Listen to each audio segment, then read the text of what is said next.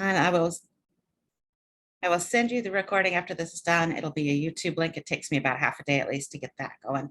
You are welcome to unmute yourself and talk anytime you feel like it. It's a very small group, so I encourage you to do that.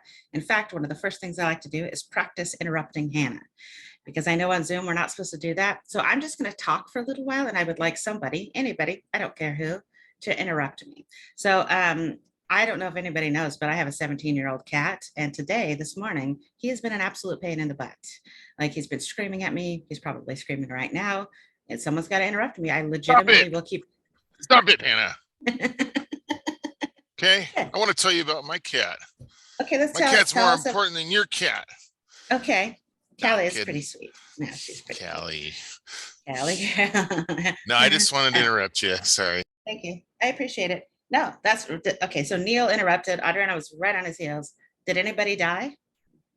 No, nobody died for interrupting. So it's important that if you have a question, the best time that you're to ask that question is the second that you're thinking about it.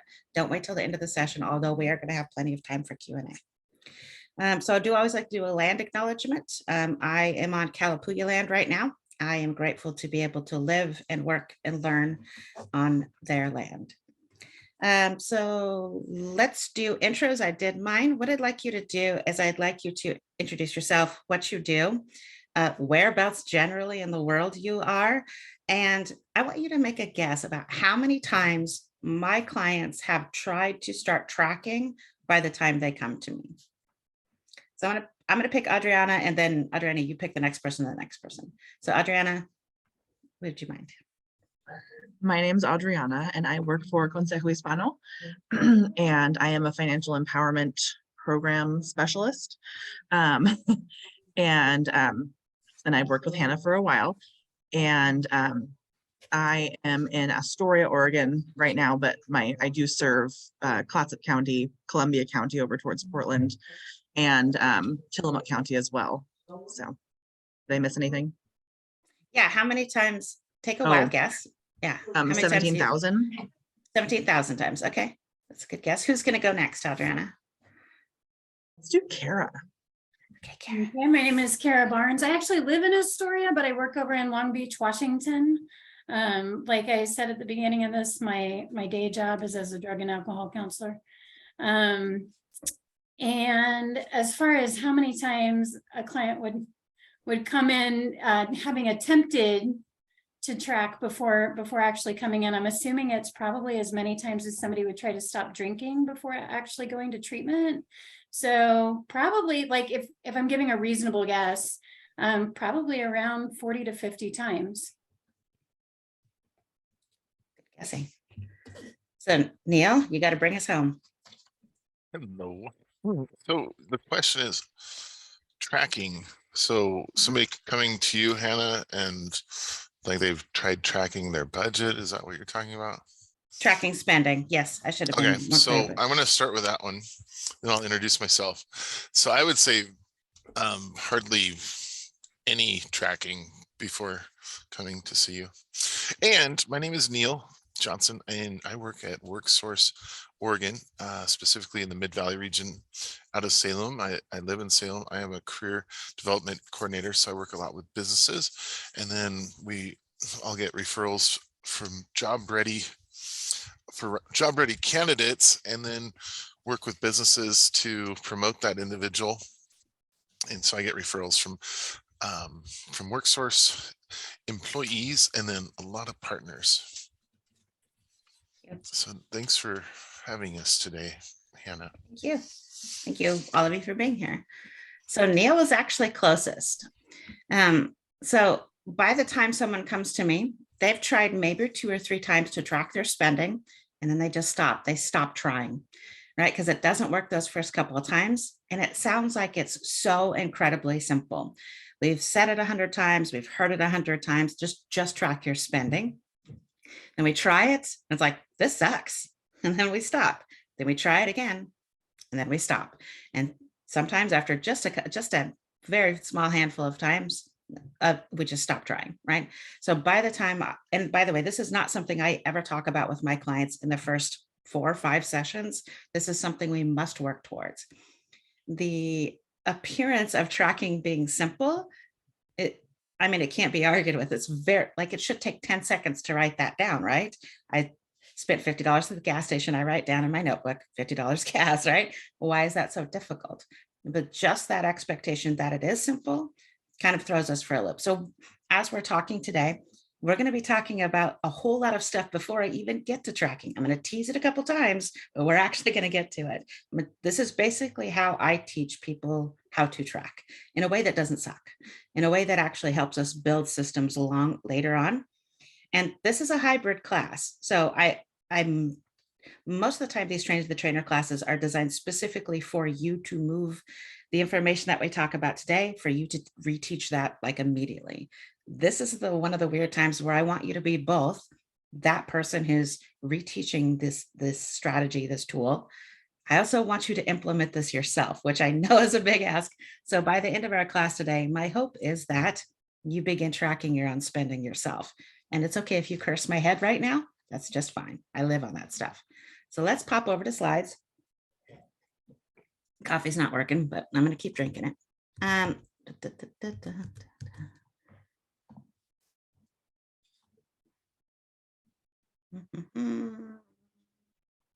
can do this. I live on Zoom. Hold on one second.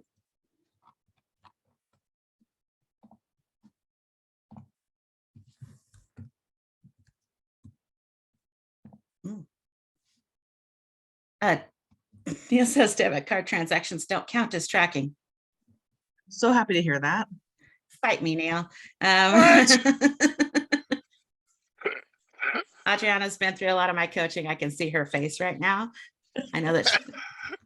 I bet your clients come at you. They're like, "Oh yeah, I track all they my do spend, actually. They debit card absolutely transactions don't count because that's Like, not real money. Yeah. right? Yeah, we will talk about that in depth, if not this month, then next month. I seriously know what I'm doing. Here we go. Woo! Can everybody see a light blue slide that says welcome to the trainer, blah, blah, blah. Yeah. Okay. All right. So welcome. That was, I tend to veer off slides quite a little bit. So prepare for ranting and some other stuff too. So as I mentioned at the top, I am a holistic financial wellness coach. And what the heck does holistic financial wellness even mean? That means that we respect that every part of our finances touches our life and every part of our lives touches our finances. So every choice that we make, either directly or indirectly, touches our money and vice versa. We also, I also focus on the fact that financial literacy is not enough, just like making a recorded class around financial literacy and expecting someone to sit through it and then change their lives is not enough. We must grow resilience, trust in ourselves, and awareness of our decisions without shame. Holistic financial wellness must be trauma-informed, collaborative, and client-centered. So everything that I do is trauma-informed. It's always collaborative and client-centered. So I never, ever, ever tell anybody what to do with their money. Holistic financial wellness, at least the way I teach it within my own curriculum, exists along a continuum, kind of a spectrum. On one end of the spectrum is financial literacy. This is also called financial education or financial competency. This is the money mechanics. So this is the difference between a stock and a bond, how compound interest works, that kind of thing. All of this is exquisitely Googleable, right? You could right this second go Google what's the difference between a stock and a bond, or I could teach that to you in 15 seconds. You will understand it because it's not rocket science, but it will not change your life or anybody else's life for that matter.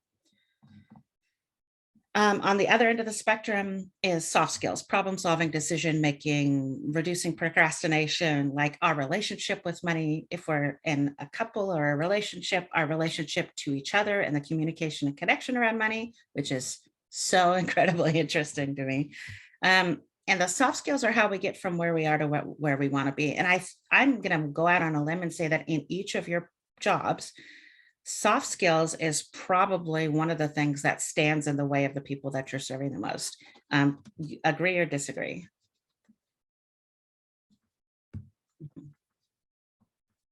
Yeah, soft skills, heavily missing in the financial education world. So today what we're talking about is kind of pushing over towards the mechanic side of things. It's not all the way there, and it is definitely still on the soft skills. Maybe it should be like midway. Frequently, I'm asked, where does budgeting sit? Budgeting is one of those other things that sounds like it should be super simple to implement. Budgeting kind of exists at all points on the spectrum. So you kind of need everything. You need soft skills and you need the money mechanics as well.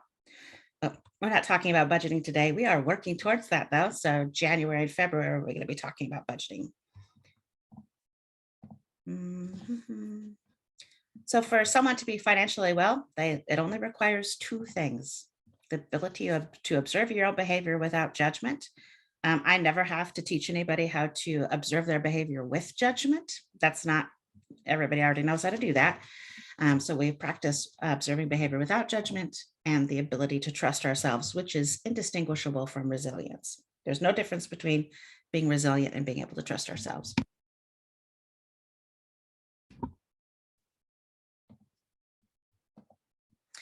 I swear. No, grown-ups in this world swear, so I'm not trying to offend anybody, but I will swear. All right, so the purpose of this class is to understand why the just track what you spend sort of impetus is unrealistic and simplistic. I'm going to teach, and hopefully you can learn a conversational trauma-informed way to begin tracking, both for you to teach and teach tracking for those that you serve, and to do it yourself. And get clarity on next possible steps after tracking. And then, of course, begin tracking yourself. Because I'll tell you, there is nothing that sucks harder than asking someone you serve to do something that you're not doing. Because you can they might never know, but you know, and that hurts. It sucks real bad on the inside. So, all right. So before we begin talking about tracking, like I said, I'm going to run up to it. I saw Adriana's face.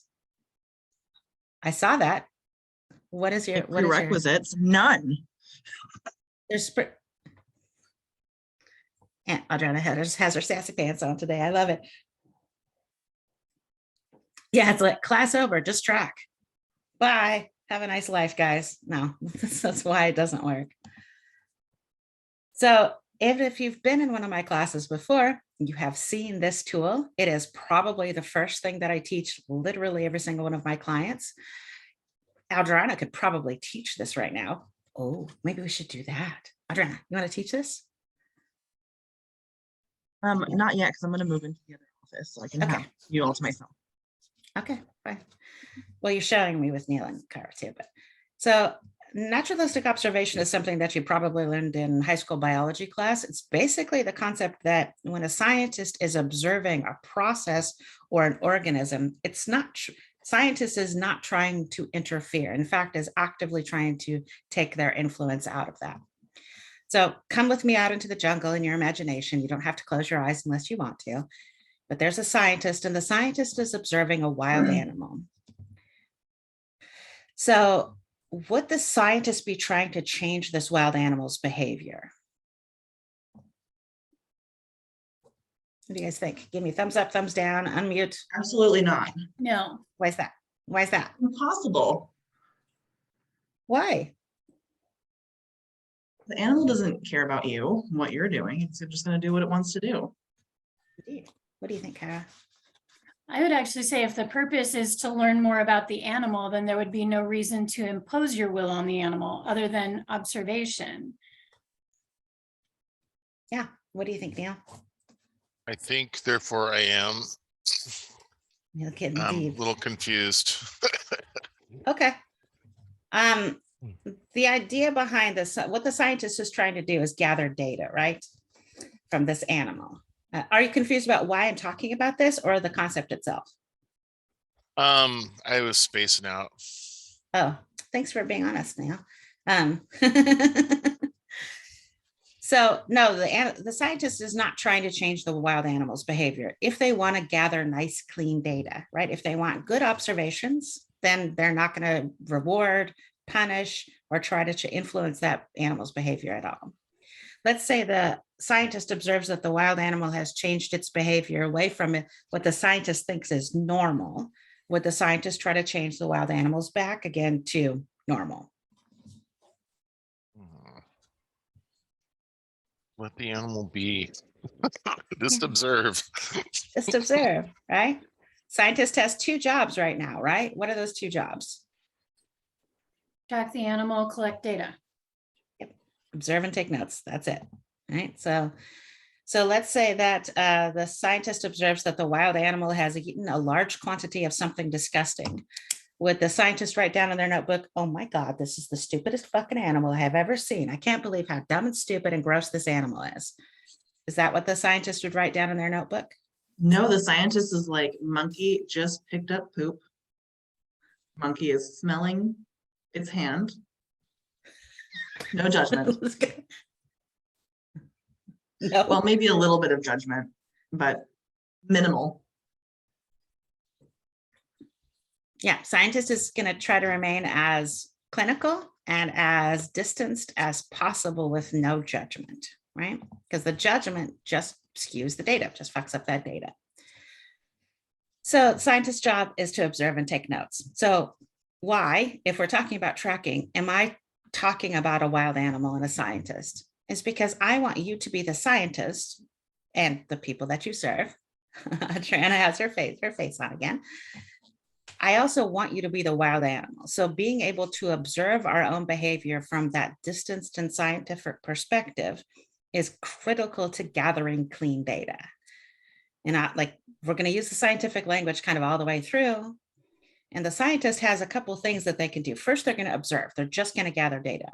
And then they're going to get curious. They're like, oh, why did the animal eat all the poop? Like, that's weird. That's not something I've observed before. So we get to employ some curiosity, and then our normal human brains kick in and begin to look for patterns.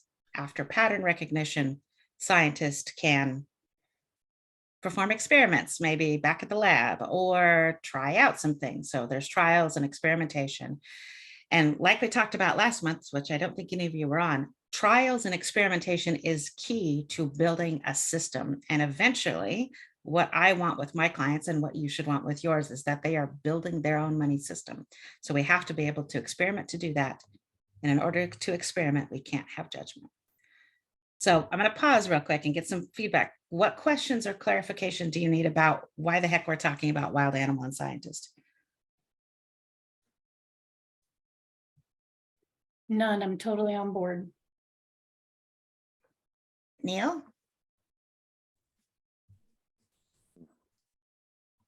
This is a study. This is real. Yeah. Thank you. Adriana? I love this kind of viewpoint, of talking about of studying an animal before we talk about studying ourselves and our own behavior. So yeah, I definitely see how this is beneficial. It's naturalistic observation. Yep. Thank you all. So being able to observe our own behavior without judgment gives us grace, right? It gives us the opportunity to not beat ourselves up so much. It is the same as acceptance, and you cannot get change in your life, or if we're extrapolating out for those that you serve, they cannot have change in their life without accepting where they are right now. That's also part of being trauma informed. Acceptance, accepting yourself without judgment, is the only way to get from where you are to where you want to be. And it is also the only way to build or iterate systems, routines, or rituals. So if you want someone you're serving to build adaptive routines and rituals in their life, we need to be able to observe their behavior without judgment. You as a community leader, coach, teacher, whatever, you need clean data too, right? So if someone is reporting back to you and they're flooding their report of their own behavior to you with lots of judgment, how do you trust that, right? So the practice of being able to observe our own behavior without judgment is hard. This is difficult. This takes some time. So as you're teaching this and as you're trying to learn this and implement this yourself, I ask you to be graceful with yourself, be gentle. All right, so what does success look like? In all things, success looks like 80%. So 80% is perfection. Coming from this mindset of 80% is perfection allows for observation, experimentation, and adaptation. So when it comes to tracking especially, no one ever gets to 100% proficiency, ever. It is an unrealistic expectation. It doesn't fit our lives. It's just not going to happen. So the 80% is enough so that we are gathering good data, but not so much that we're having super unrealistic expectations. 80% is perfection combined with naturalistic observation turns those failures, quote unquote failures, into data. So we get to observe that like, oh, that didn't work. That doesn't mean I didn't do it right. It just means the system I'm using is wrong. Again, we're practicing grace and self-acceptance. 80%. I'm not sure why I went through the effort to make this because it seemed important to me at the time. So the gentler and more patient you are with yourself, the faster change happens. And we can extrapolate this right out to the people that you serve. The gentler and more patient you are with them, the faster change will happen for them. And the gentler and more patient they are with themselves, the faster change happens. And this is a paradox, right? Because it feels like we should be forcing or pushing ourselves or obligating ourselves into things. And when we slow down and are patient with ourselves and others, magically change begins to happen. Acceptance is magic. Let's talk about some objections I get when I begin to talk about tracking. And like people like, I don't want to. Why do I even need to, right? So typically our banking apps are to keep track of this debit and credit card purchases, Neil. Sure, if just having the information available to us worked, we'd all be fine. Like just having the information available to us is not what tracking is about. So I tried it once, twice, a million times, and it didn't work. So they don't ever try again, right? And that is a protective strategy. So when we try something a couple of times and it doesn't work, or it hurts, or it sucks, or the feedback I get from that is, I sucked at that, eventually I'm going to stop trying. And that's the opposite of resilience, something we're trying to build. That's very common. If you are expecting to fit your life to a system, and instead what we do as we help people build systems is we fit the system to their life, not expect their life to fit into a system. Do I have to track like forever? I love this one. Oh, what do you think my answer is? Doom. Doom? I would say, Track yeah. forever and ever and ever. Yes. Forever absolutely. and ever and ever. Yes. What I typically say is, I don't know, pick your closest Starbucks. Do you think that they keep track of their expenditures on a daily, weekly, monthly, all the time kind of basis? Absolutely. They do. Yippers. Yeah, they do. Right. So, but once you develop a routine, a ritual around tracking, it's not really as onerous as you might think. Okay, before I move on to the next concept, drink some more coffee. All right, what's one thing you need clarification on at this point?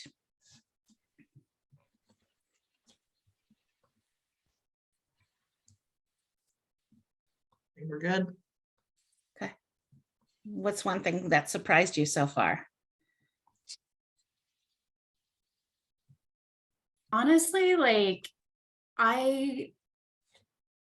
I didn't know what to expect, and watching this kind of line up with what we already teach our clients, this gives me a lot of excitement and hope, truthfully.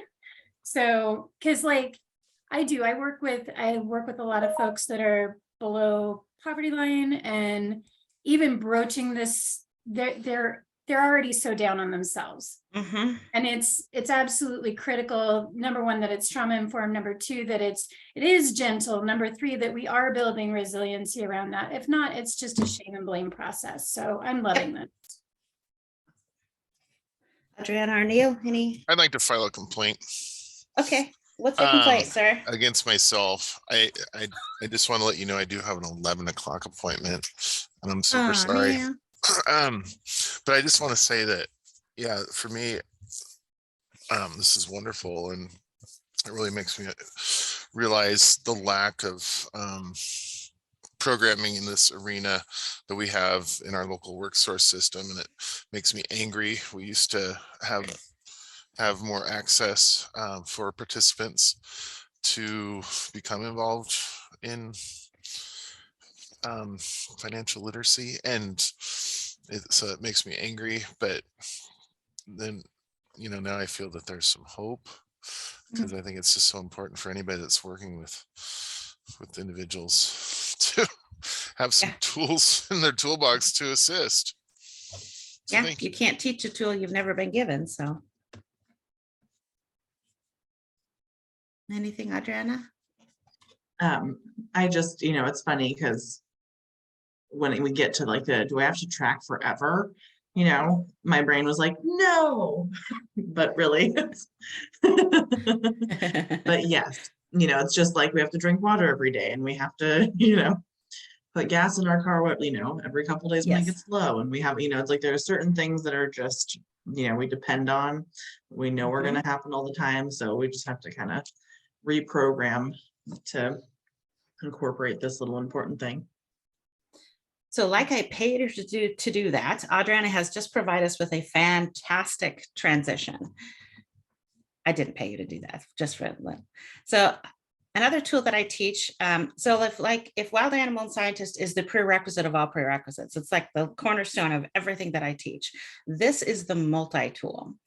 So this is gonna be a lot of swearing here, just so you know, looking forward to it. So I want to talk about a scale, and I think I added this, Adriana, after you and I worked together. So this might be newish to you. So on one end of the scale, and by the way, some people want these flip-flopped, like so +5 should be on left and -5 should be on the right. So whatever works best in your brain, like I had to pick one way to do it. So on the -5 side of things is fuck no. On the +5 side of things is fuck yes. And right in the middle is either neutral or, because human beings are complicated, both fuck yes and fuck no at the same time. So what I ask my clients to do is I ask them to evaluate a decision, a choice, something, or an opportunity, option, something like that, for two things: their desire for that, and then their capacity. Because sometimes when we're considering a choice, whether it's whether I should wash dishes or like what I should eat for dinner or what I should do for a job, we tend to kind of conflate desire capacity at the same time and say, I don't have capacity for that, when what we may mean is I don't have the desire for that. And certainly desire and capacity influence each other quite a little bit. But the purpose of this, and I'll give you an example here in a minute, is to quickly evaluate yourself for where you're at with that. And that can change. Like I can evaluate myself and I'm on a -2 at something. 10 minutes later, I could be a +4. And this is especially important when it comes to communication and also consent, which is something that probably didn't think would come up during the talk about tracking, but like people in relationships, or like in your work and my work, it's important that we have the consent of the people that we're working with. So an example that I use is, what would be your level of desire for me to teach you one more concept? And then I would be looking for a number. Desire gets its own number, capacity gets its own number, and nobody ever needs to justify their number. I'm going somewhere with this. So to quickly understand your own desire capacity, because you can't respect your own capacity if you don't know what it is. Frequently we run over, we're like in a -25 on capacity, and we didn't see it coming, because we didn't take a second to evaluate that. So having a shorthand to communicate with others. So once I teach this, I kind of like use it frequently with my clients. And I like people in my normal life too, like what's your desire and capacity for cheeseburger we'll talk about in a second. So if I said like, I'll just follow the slides because I made them. Having this scale builds respect for your own desire capacity and the desire capacity of, this one says your partner, but really for anybody that you're communicating with. And you can use your score to look for patterns and build routines, which is how this ties in with tracking. Here's some guidelines. You never have to justify your score, and neither does anybody else. Your score is what it is. Sometimes I see this with couples, like one partner will be like, why are you at a -3? You should be at a +2. I'm like, oh no, we're not doing that, right? Because whatever you say your desire score is, that's just what it is. And we're always focusing on the right now. We're not really concerned about what your capacity should be ideally. We're only concerned about where you're at right this second, because it changes. I just said that. Okay. So practice on small things frequently. Teach this to others around you. Teach this to your children. Teach this to partners. And teach yourself the script. What's my desire score? What's my capacity score? And then we look for patterns. And when you hear that from somebody else, partners are especially fraught with this, but I'm sure that in your own work too, like if someone says they're at a -3, do you make assumptions about where, like if someone says their capacity is a -3 for something, what assumptions do you naturally make about that person? That's, again, this is practicing awareness without judgment. So if you make some assumptions about someone, we're just observing, right? We're not trying to shame anybody. What do you notice about your own desire and capacity? I have a client I taught this to. I said, okay, so let's say your capacity is super, super low. What can you do to change your capacity? I'm just asking. I'm not expecting him to change. And he said, Red Bull? And I said, no. What's some other things that you could do? Take a walk, take a nap, stop and like just stare blankly at the wall for a little bit. I don't know. What else like besides caffeine? So we're back to acceptance, right? So when you ask somebody, what's your capacity, what's your desire for something, and they tell you your job is simply to accept that. So again, we're practicing acceptance of others, of your own desire and capacity and that of others. Boy, that was really hard to say. All right, let's practice. All right, so I'd like for each of you to give me from the +5, -5 scale. -5 is fuck no, +5 is fuck yes. What is your desire for a cheeseburger right now? Desire and capacity. It's almost lunch, so mine is at a +5. +5 for cheeseburger. Oh, is that desire or capacity? Desire is what I thought you asked. Give me your capacity too. So what's your capacity to acquire a cheeseburger?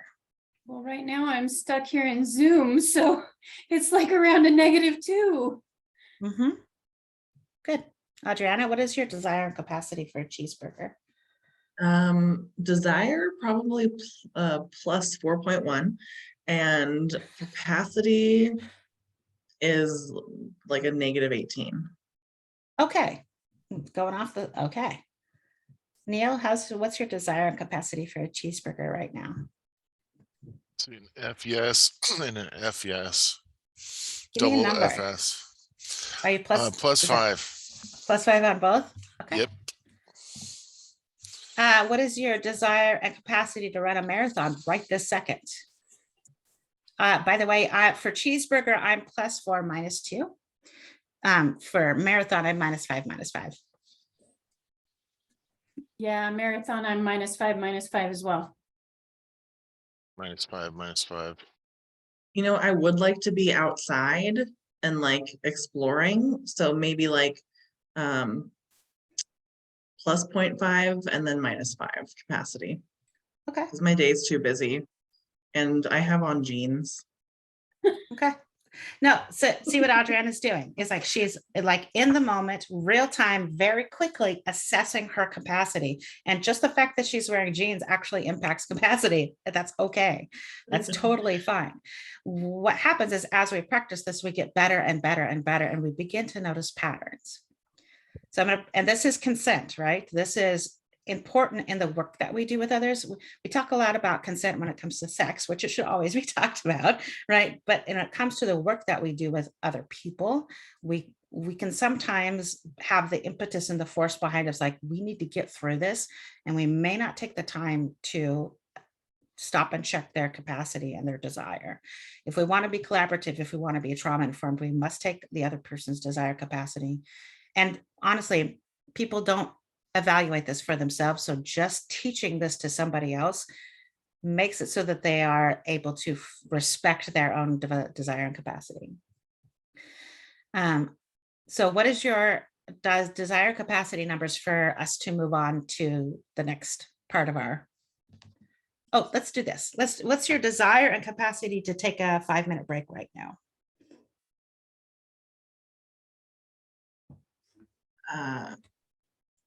My desire is at about a 4 because the bathroom's out there. Yeah, me too. I have to pee. Okay. 4. Yeah. +4. Capacity, I'm assuming, is also a little bit high on that. Neil, what's your desire capacity numbers to take a break, 5-minute break right now? I would say no break. No, I'm kidding.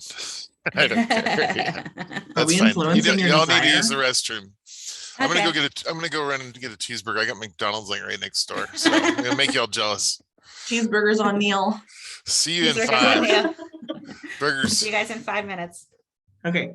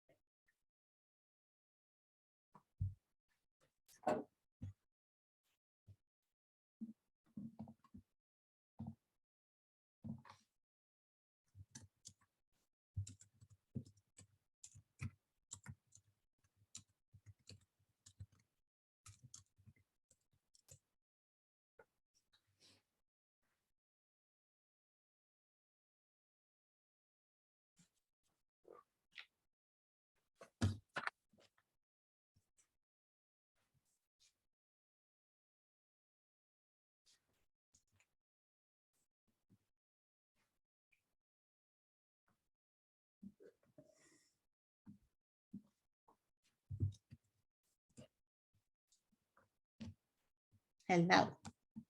Hello. What are your thoughts so far, Clara? That I want to do a lot of more training in this. Truthfully, I am mediocre at best at my own finances. And what I know is that the curriculum that we're given is awful. It's like, here's a budget sheet, here's a check register, good luck and God bless. And it's like, what?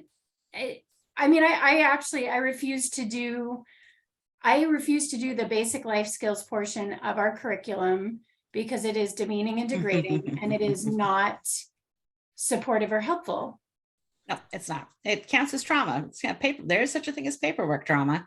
Neil Yeah. says budget sheets are lame. I agree, right? Within that, but I appreciate that there is usually a structure in place that makes that mandatory for you to implement upon the people that you serve. You just can't expect it to do anything. And frequently, like when I was working in nonprofits, I would say to people, I'm like, look, I'm required to give this to you. You and I both know that this isn't going to work, but this is part of our funding. So we're going to We're going to do our best on this, but we're also not expecting it to actually help you in any way. Right. Thank you, Audrina. It's a hoop. This is a hoop you got to jump through. Precisely, which is like, we're asking people who are already in crisis or stressed out or already have choices removed to somehow just magically get their shit together with their money. And that is, I could talk for about 6 years about how much I hate that, because does it ever work? Absolutely not. And Yeah.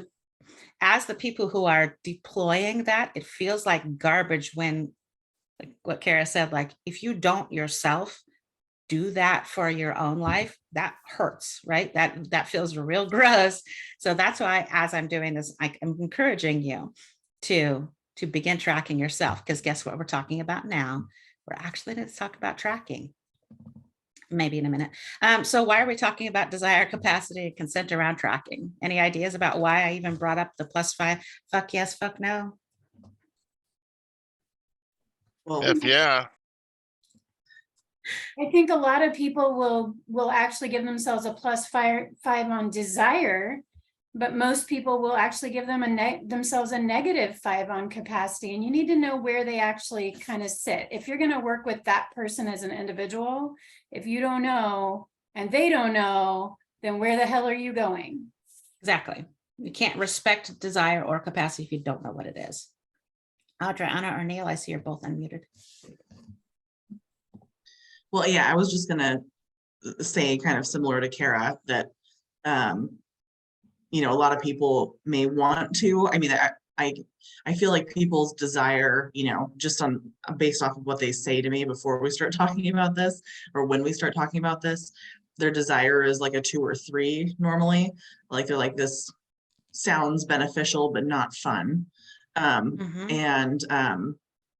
But then their capacity, yeah, most likely will be a -1, 2, or 3, just because they feel like, God, I have so much to do. We have all this financial education to Yep. do. And you're telling me that you want me to do this, like, you know, observe my own behavior thing outside of this class. Like, I just want to give you this 1 hour and like, and then move Yeah. on with my day and finish more tasks. So, yeah. Precisely. So, yeah. I think the want and I want instant gratification in our society kind of shows people, and you know, so a lot of us are like, yeah, love to run a marathon, but health wise, there's no way in hell I could run a marathon. Yeah, I want a burger, but damn it, I've got a meeting. Exactly. And like, I know Yeah, from my clients, they feel like they should already be able to do this. So it's Or they not want even to a want to. desire. Yeah. Yeah, they're like, I don't understand why I can't. Like, I grew up in this society, everybody else can do it. And the shoulds will get them. Absolutely. And that appearance that everybody else is doing it and you're not is a lie, right? Like I work with crazy high income clients and they're like, everybody else has their shit together. I'm like, no, they don't. They absolutely do not. No. So what other observations? We're going to talk a little bit more about the +5 -5 scale. By the way, if you want to teach this without swearing, heck yes, heck no, works fine. Also do teach this to kids. This is important. Understanding kids come up, understanding their own desire and capacity. They know how to affect change for themselves. What other observations or even pushback do you guys have before we move on?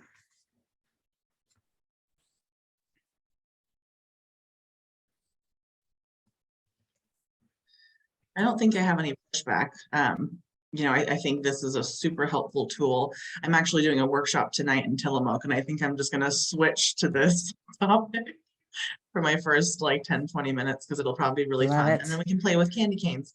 But yeah, I think this is a really, a very like fun thing to also help people be aware of, you know, what their desire and versus capacity is to do any task.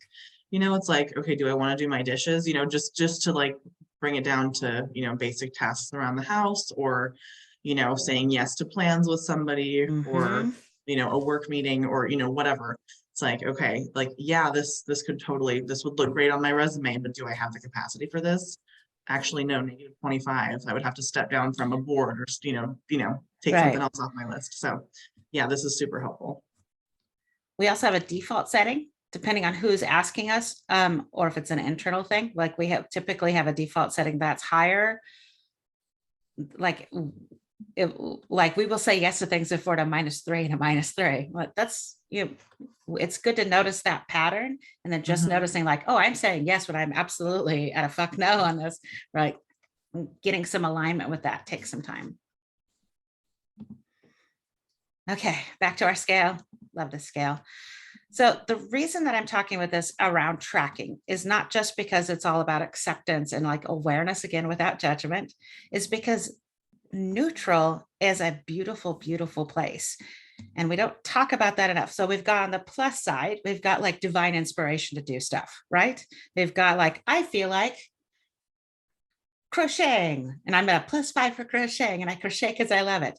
And then on the minus end of the spectrum, we have the things that we force ourselves into. This is where obligation lives, restriction lives here, but also like duty and responsibilities and shit like that. And what we kind of get this false dichotomy in our heads that we are either divinely inspired to do things or we are forcing ourselves through them, but we forget that we have a neutral. Neutral is where routines and systems live. I can almost bet that you have a routine somewhere in your life, like almost like a habit. Habits and routines are different, but you have a routine, like how you take a shower is a pretty common one. You probably don't have to think really hard about how you take a shower. You just take the same kind of shower almost every single day, right? Routine and neutral is where we can do a lot of things without really taking up a whole bunch of capacity or needing a whole bunch of desire. So when I begin tracking with somebody, they are probably -5, -5. They're -5. They're fuck no on capacity and fuck no on desire. And as we work on this, we are aiming only for neutral. It's never going to be something like somebody's like, I'm looking forward to tracking today. They wake up in the morning, I can't wait to write down everything that I spent money on. Not going to happen. Shouldn't happen. That's an unrealistic expectation.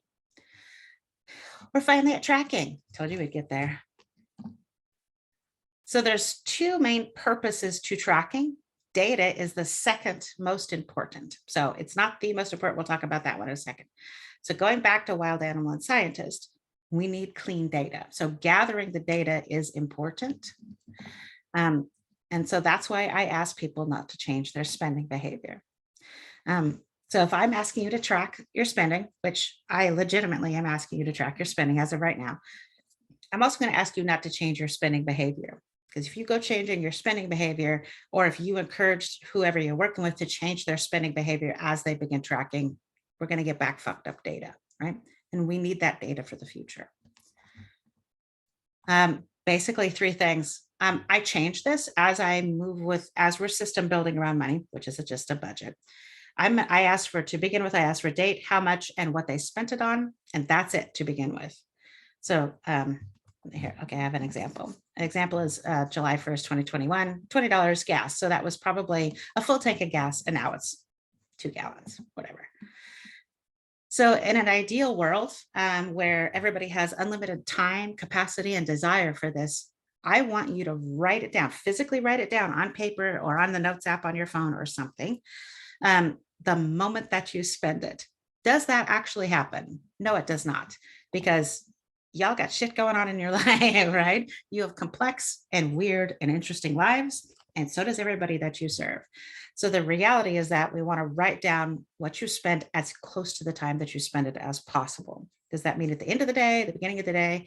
We're also looking for the rhythm at which people will track. So is it every 2 days, every 3 days, every week? Like what does a normal healthy rhythm for them look like? And the way that you track is going to look different than the way that anybody else on this planet tracks. So I don't tell people how I do it, because I don't want to hint at the information that the way I do it, the way that anybody else's have it. Do you have a tracking tool? Hannah Neal asks. Actually, kind of, yes. What's the notebook? I recommend just a notebook. We'll talk about it in a second, but it could be literally anything that you write it down on. I've had people come back to me with their first trackers. The back of car insurance envelopes are weirdly, because there's lots of space back there, like, and it's handy. So what a tracker looks like to begin with, especially because we're in experimentation mode, It really very much depends on the person. So we are, and we'll talk about this in a second, because remember, data is the second most important thing. Yeah, we'll move on. I do have a gift for you guys at the end, but it's not a tracker. It is. Never mind. It's complicated. Hold on. So the most important purpose, the second and most important purpose of tracking is to build the routine itself. There will never be a budget. There will never be a decision-making process. There will never be anything after tracking if the routine is not there. If they have not built that routine to fit their lives, not expecting themselves to fit to a magical expectation system app. Ooh, don't get me started on tracking apps. Maybe get me started on tracking apps. We might save that till the end. The coffee is kicking in hard, folks. So if I start talking too fast, please let me know, okay? Am I too fast? Neil says. In order to build the routine, I'm going to encourage you, and by extension, those you serve, to not go back in time. So do not go back to this morning. If you spent money on coffee on the way to work, don't go back and track that. Don't go back to the first of the month. Start right now. And then that again, data is important, but not as important as building the routine. And if you expect yourself to go back, like I've literally had clients, when I say, do not come to the first session with any financial information, and they come back with 3 months worth of expenses, like that was traumatic, that was hard. So we want to build the routine. And for that reason, don't go back in time. If or when you skip or forget, don't go back and fill in the blanks. So I'll tell you a story. This is me. You can actually see one of my trackers here in a minute. So 1,000 years ago, when I began doing this for myself, I bought myself a tiny little notebook. It was like 1 inch by 4 inches. It was very cute. It had its own adorable little pen. It was delightful. It was perfect. And for 2 days, I tracked like a machine. I'm holding up the line at the grocery store as I'm writing down what I spent money on. It's the best you've ever seen for 2 days. What do you think happened on the morning of the 3rd day? You ate it for breakfast out of anger. Oh, wow. That's a good guess. What other guesses do we have? Your desire just tanked out, and so you stopped the routine. What's your guess, Neil? Not a mess. You burned out. You guys have all given me way too much credit. I legitimately forgot that I had ever been tracking. I had no memory that I had ever tracked a minute in my life. It was gone from my brain that morning I woke up, had no concept that I'd ever been tracking. 2 days after that, I found that cute little notebook beat to hell at the bottom of my purse. So there's 2 ways to look at this. Hannah is shit at tracking is one way. The other way is, if we're treating this like an experiment, is cute little notebook, tiny little notebook, not working for me. Would that work for somebody else? Probably. Does that work for me? No. So my job, if I'm treating this like an experiment, if I'm observing myself without judgment, is like, all right, let's try something else. So for years, I had a little notebook. I have them, they're all over the place, little notebooks. Now I'm fully digital, but so when you start and stop, and when the people that you serve start and stop, and they will, and you will, don't go back and fill in the blanks. So those couple of days that I missed, I just restarted, restart. So can you hear that? I don't know if you can. Tank is screaming his head off right now. Love cats are psychopaths. So go ahead. We were just laughing at the cat. Yeah, he can't find his food. He's probably right on it, but he can't find it. So expecting ourselves to go back and fill in the blanks is great if we're focusing on data. But again, and I know I'm repeating myself, we are focusing on building a routine. And everybody starts and stops. Right about now, I have at least somebody in their head, they go, not me, Hannah, I'm the one. I'm going to start and never stop. Nope, everybody starts and stops. Everybody. Restart. When you teach someone that you serve to just restart, what are you teaching them? Shameless That it's resilience. okay to make mistakes. All of everything that you just said, right? where that's resilience. So we're gathering data, we're finding out what's not working, which is brilliant. Which logistics work, which don't.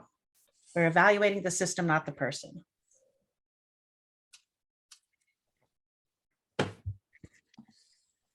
%80 is perfection. This will never be a habit. Habits are almost unthinking. Habits are for tying shoes and driving stick shifts. Routines and rituals are a little bit slower than habits, but still pretty fast and pretty easy for our brain. So we're not aiming for this to be a habit. Actual tracker.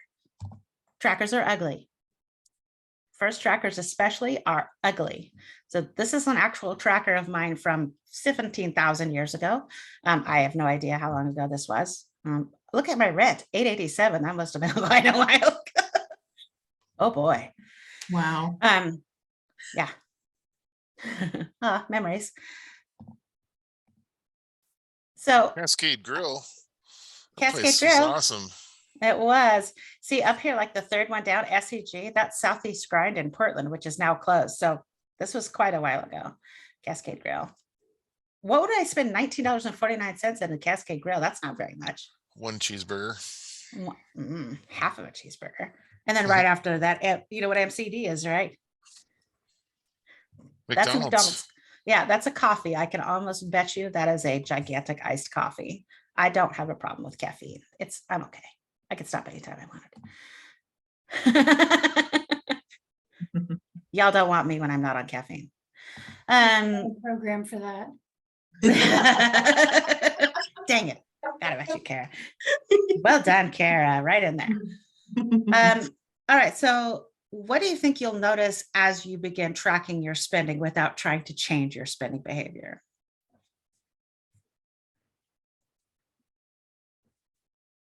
That I'm a stinky, spend like an greedy idiot. overspender. You're an idiot. Okay. I'm talking about myself.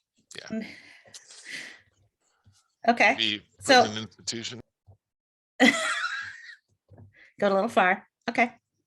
So that language that we use in our heads is critically important, right? The language, that criticizing language that we use. I think Neil's maybe joking, but I'm not quite sure.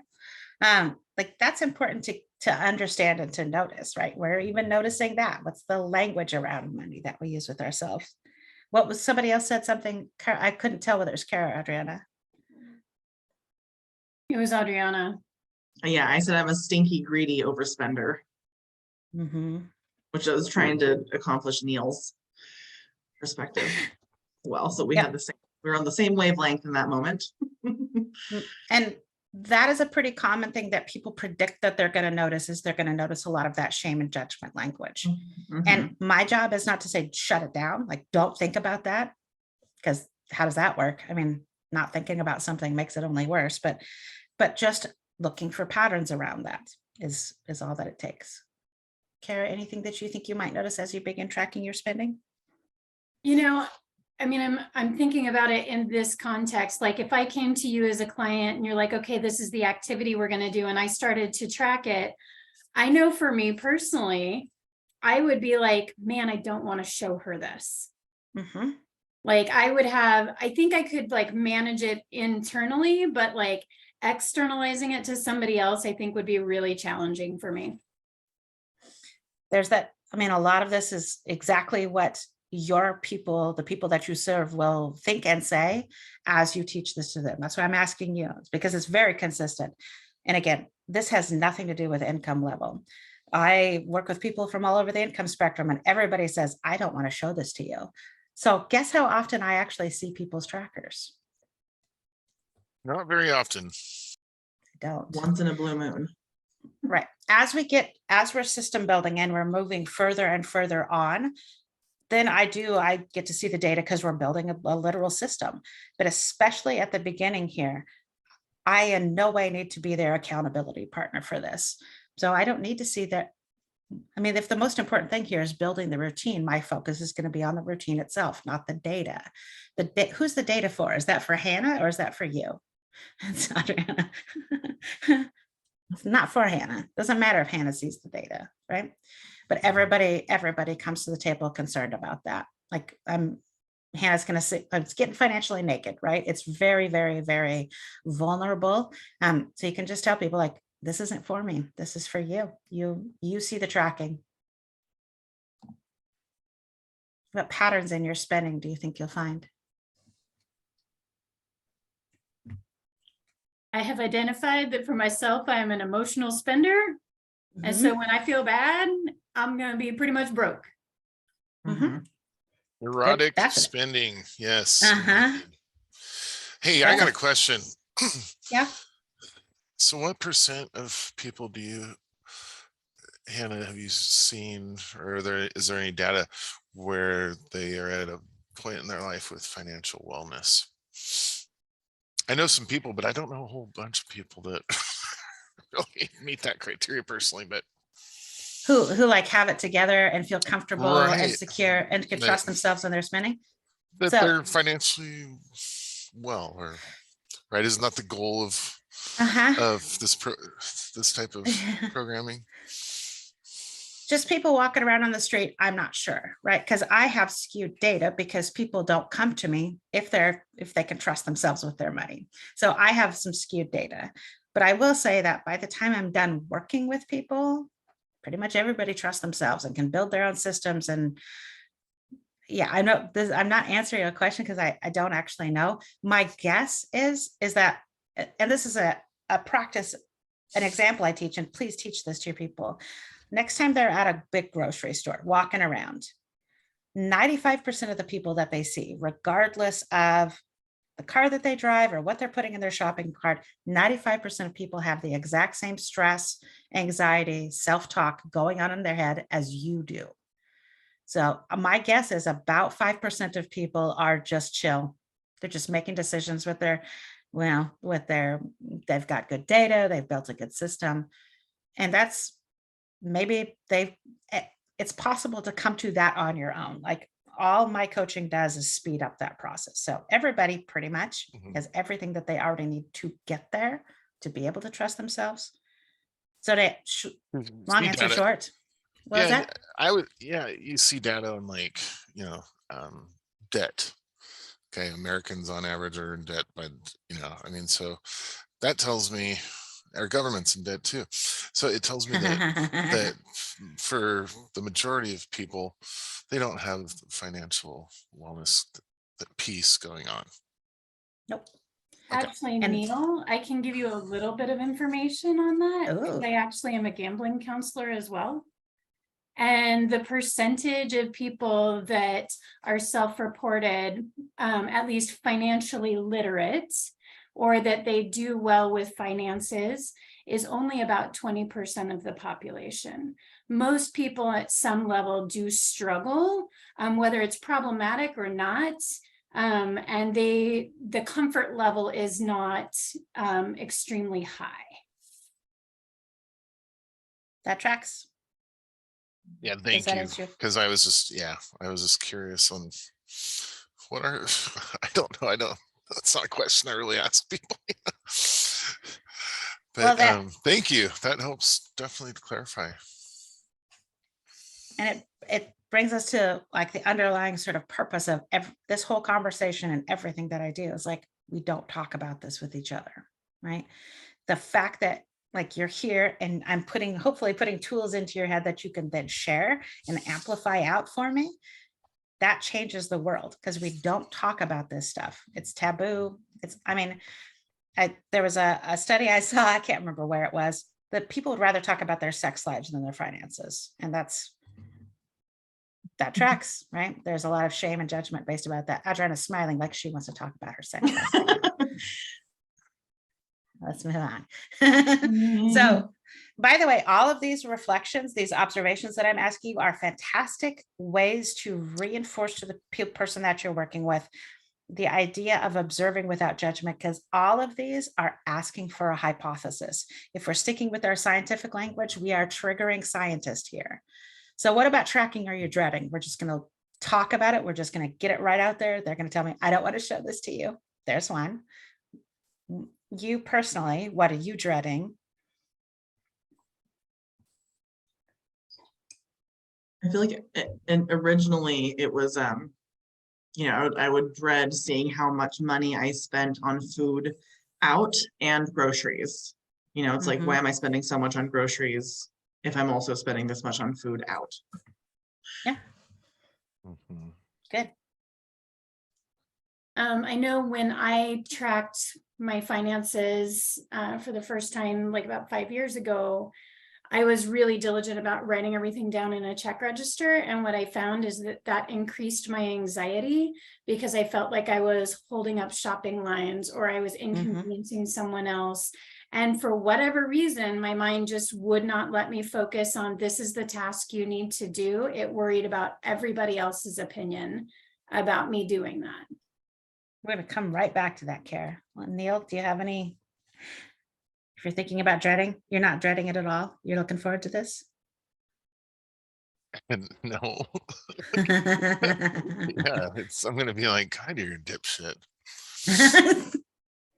need to talk about that. There's that negative language that's supposed to help us, but it actually doesn't. So good pattern to notice, Neil. So Carrie, you're talking about again, like this is a social thing, and like I feel I'm inconveniencing other people. People are going to see me tracking. Don't. Why would she need to track? Okay, so that tracking at the check register is not working, right? If you're not doing it, it's not working. It's not you. It's the system that we're evaluating. So what? You do it in the car. You do it when you get home. You do it every morning. You do it every evening. Like, what does that look like? So that's where it becomes a better idea to change your thing, change the move, change your attempt, your trial, your experiment. But let's talk about the I'm a dipshit, like what's wrong with me, that kind of language. Observing our own behavior and trying to do that without judgment has the potential to end up in sort of a nice little spiral. I'm a dipshit for being a dipshit for being a dipshit for being a dipshit. Like I'm shaming myself for shaming myself for shaming myself for shaming myself. If that happens with you or with anybody that you serve, stop tracking, right? Stop, because this has the potential to hurt and we don't want to do that.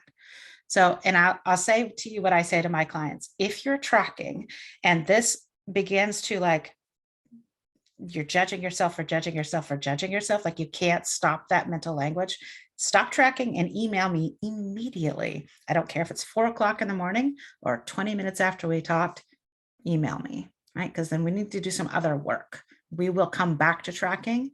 And I'm not picking on Neil specifically, but that kind of language is pretty dang common. But we don't want anybody to be traumatized because of this. So forcing yourself through it is not going to make it better. Mhm. Do you think it will be easy or difficult to track?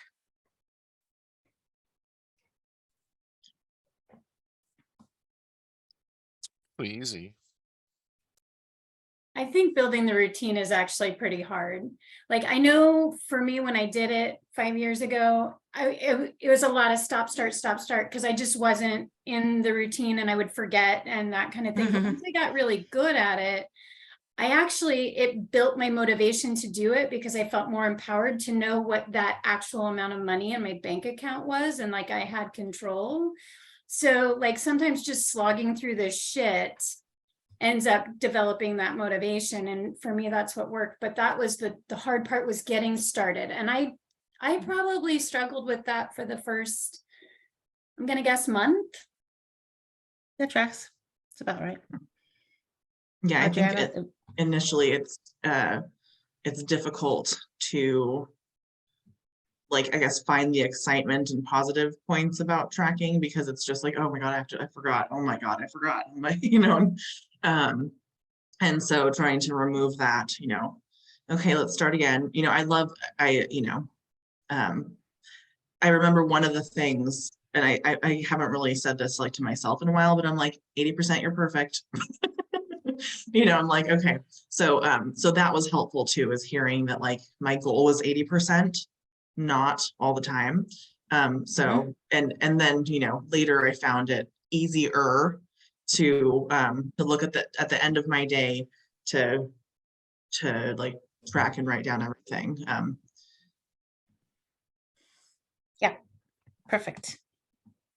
How long? Oh, she did it again. Like she knows exactly what I'm about to say. She kind of does. So how long do you think it will take you to become 80% proficient in your tracking? 1 month, 1 month, Neil says. Good according prediction. to this team. Sounds about right. Kara, Adriana, 180 hours. 180 hours. That's dang. So you're not only tracking your spending, you're tracking how many hours you've practiced it. I want to know how that goes, please. Adriana? Kara. Oh, no, I think, I mean, I do. I think it'd be about a month, kind of give or take, depending on what's going on in your life too. Want to know what the average I see is?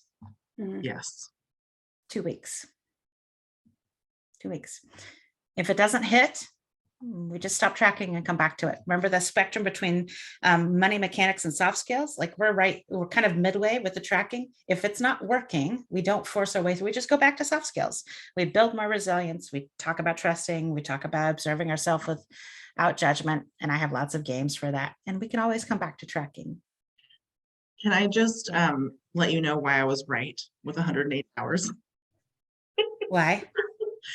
Because, if you're like coherent for 12 hours at least of the day, then that would be about 15 days. You're making some really big assumptions Dang. about how much I'm coherent in a day. Right? Yeah. Maybe Thanks you are. me. You're sharp. Wow. Youth. You're, young people. I pulled So it right out of adorable. my ass. Yeah. It's just fine. We're experimenting, right? So pull it out of your ass. That got weird. So what mechanics or logistics do you think will work for you? On paper, sticky notes, 3x5 cards, the whiteboard in your kitchen, a little piece of paper folded up in your wallet or purse, the notes app on your phone. What do you think might work for you? Our console, little mini notepad. Mini notepad. I thought that would work for me too, but it failed for me. So I started using my little like electronic phone notepad. Notes in the phone. Yeah, maybe a combination of those two might work for me. Precisely. Kara? I'm actually not sure. I would probably think the phone, because I have a habit with my phone and I don't have a habit with a small notebook. And like I have trained myself to put everything in my phone also, or else it's like we didn't talk about it, it never happened sort of a deal. Because right now my life is incredibly busy. So I'm gonna guess my phone, but I actually don't know. Okay. So I'm using the same language repeatedly, and I'm doing this intentionally. This is an experiment. So let's say you try the notes app on your phone or a notebook. How do you know that that's working? Whether you do it or not. Because we're evaluating the system, not you. So if you're not doing it, it means it's not working. It doesn't mean you're fucking up. It means you need to try something else. So try something else. And I will say that almost everybody tries to track with receipts. And receipts are the absolute worst. I hate them, but go ahead and give it a shot. We all end up with like a wallet or a purse or like the little pocket in the door of the car full of receipts, and we get frustrated and we throw them away. Right. Yep, I did that. Yeah. Everybody, weirdly though, the only people that I can track with it, like as a business, I'm great with my receipts. They go right there. I know exactly where they go. And every other part of my life, if somebody says, do you want the receipt? Well, I'm like, absolutely not. Please don't give me that receipt. It's like they're handing me a little piece of, like, they're telling me, you throw this away, Hannah. So this is an experiment. Try the receipts if you want to. I'm not going to dissuade anybody, but so tracking is the first step in building an adaptive budgeting system. But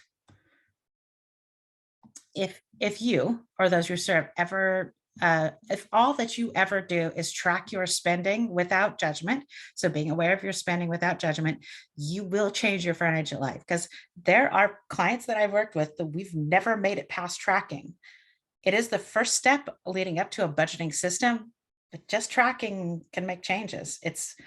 Sometimes it's okay. Sometimes there's other barriers in place, or we need to come back to it, but just tracking is sometimes enough. So it's okay if it stops there.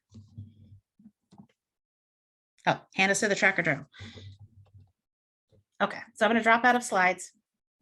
We've got 10 minutes left, so this is a good opportunity for question and answer. If you have specific scenarios, if you want to like make your scenarios like asking for a friend, that's okay. But if you want to ask for yourself too, that's fine. We've got a lot of brains here, a lot of beautiful, wonderful, amazing brains. So what observations or questions do you have? So, Kara, and Adriana, how do you incorporate this with your participants or clients? Well, it's funny because I was thinking about, my clients, I have like a relationship with some of them at this point.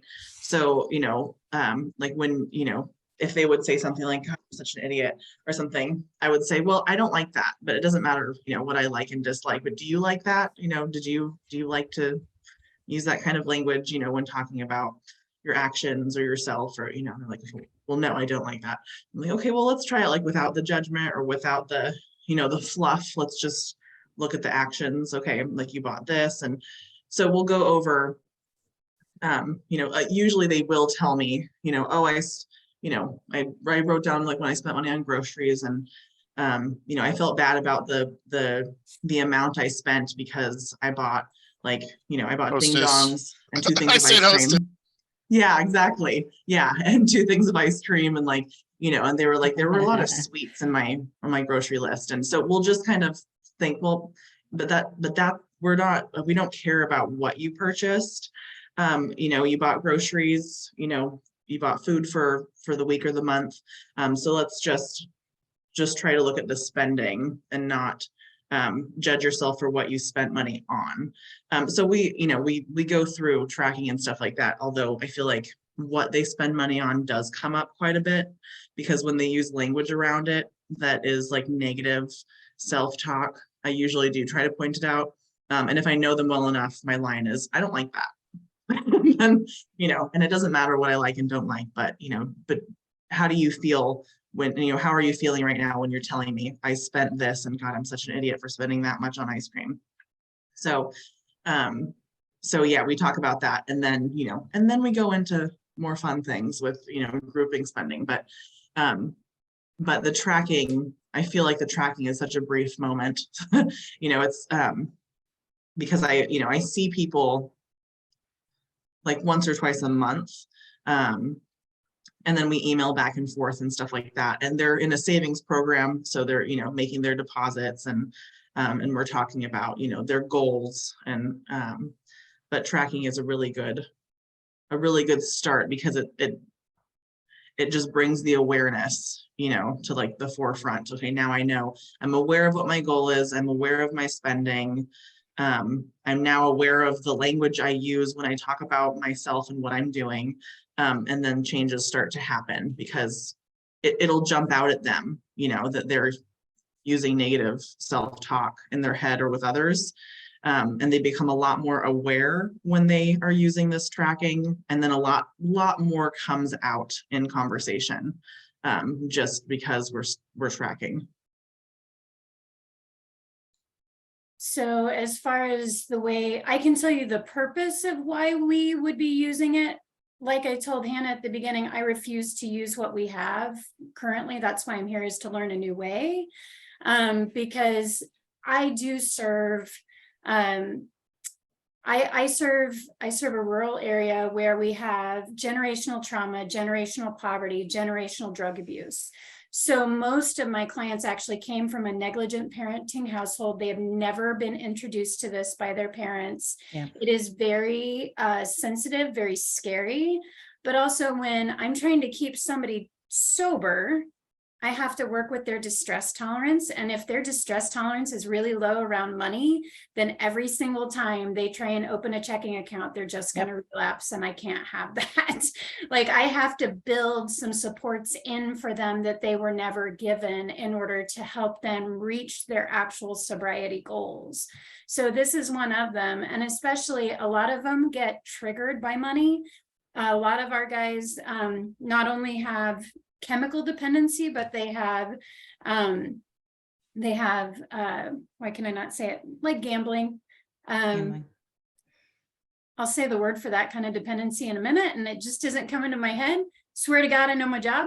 And so, yeah, we have to look at things like that as well, to increase their capabilities. Like the reality is my clients all have the ability to do this.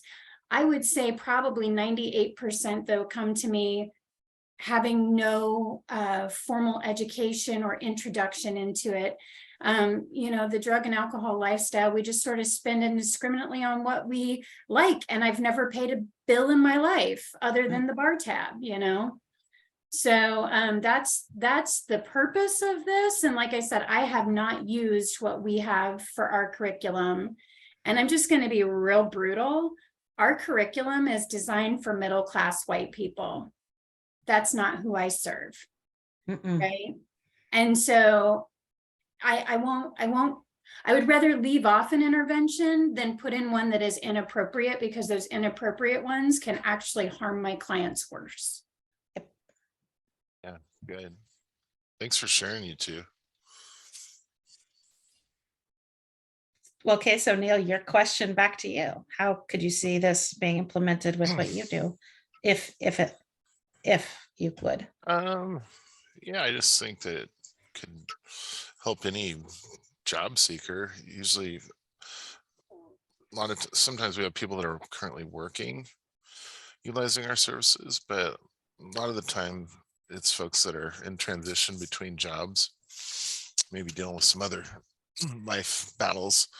And so, you know, it's just a tool that, you know, basically our staff could utilize personally, our partners could utilize personally, everybody's participants could utilize this tool, because, you know, how do we enhance our communities? Well, it comes down to, you know, taxation and money for our communities, and being financially aware of what you're doing. And the more people are being more responsible with their own finances, the better our communities are going to be. So this could go, you know, the sky is basically the limit of how impactful financial wellness can be. You can't see it, but I'm wiggling my eyebrows. Yeah. Yeah, this has a big impact, not just on you, of course. Like I said, this is twofold, right? I want this to impact your life personally. Because all the time and all the trainer classes, everybody says, oh yeah, totally for the people that I work with, Hannah.